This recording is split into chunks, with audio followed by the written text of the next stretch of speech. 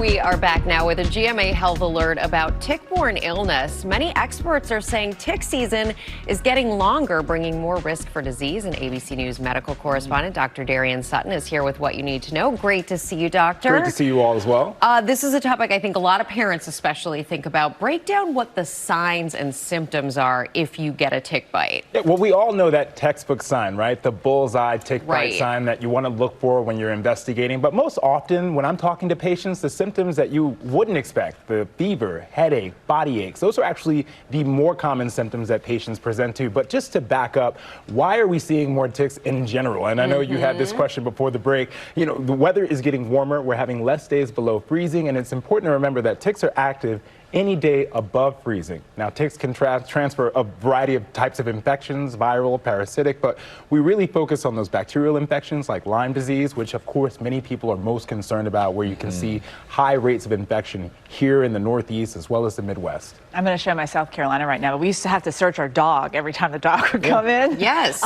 What do you do when you find a tick? Yeah, so number one, great idea with searching your dog. Never thought to talk to patients about that, but it's important because they can also carry ticks. But what you need to do is just go to your medicine cabinet and grab some basic things. And I've got some examples here. So you want to grab some rubbing alcohol, some cotton swabs, a tweezer. You want to make sure if you're taking it from someone, let them know. And also a small bag, and we'll talk about that. So there are some basic things that you should always do, and we talked about this, Eva. Sometimes you have to pull hard.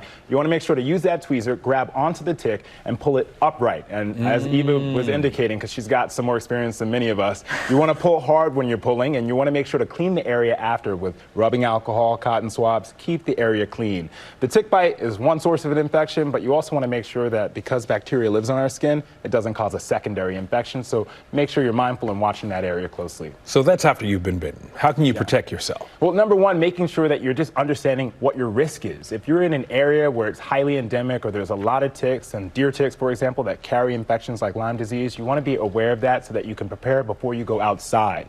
You can grab basic things like DEET. Oil of lemon eucalyptus, also helpful. Spraying it on your clothes is really effective, covering your arms, covering your legs, and then making sure that you're looking in the right places when you get back inside. That includes in the hair, in the belly button, in the armpits. These are areas where you might not check immediately. And an important note, the majority of infections from ticks, when you get infected from a tick, happen when the tick is a baby tick, a nymph, which is so just small. the size of a poppy seed. So you got to really look closely. And then while you're in the shower, because showering 2 hours after you come back can definitely reduce your risk of infection, you want to put your clothes, if you can, in the dryer. If you get it from Costco, buy now, pay later. But you can want to put it in the dryer for 2 hours, tumble dry, or for as long as you can. Tumble dry high, and that can get rid of some of the Every ticks time that are you on go your clothes. outside? If you're in, for example, if you're traveling outside in a wooded area with tall grass and you have a high risk of infection, that's when you want to do it. If you're bad at golf and you're off in the I mean, sometimes, Don't do it then. Is there an antidote, like if you do have the bullseye and you are feeling sick, is there something the doctor can do to help? Great question. So if a patient comes to me with a bullseye infection or bullseye sign of a rash, and they have symptoms and they have a high risk of exposure, you can get antibiotics, sometimes prophylaxis if you have a high risk just in general, but also antibiotics are most commonly used to treat these types of infections. That's good to know. All right, Doc, thank you.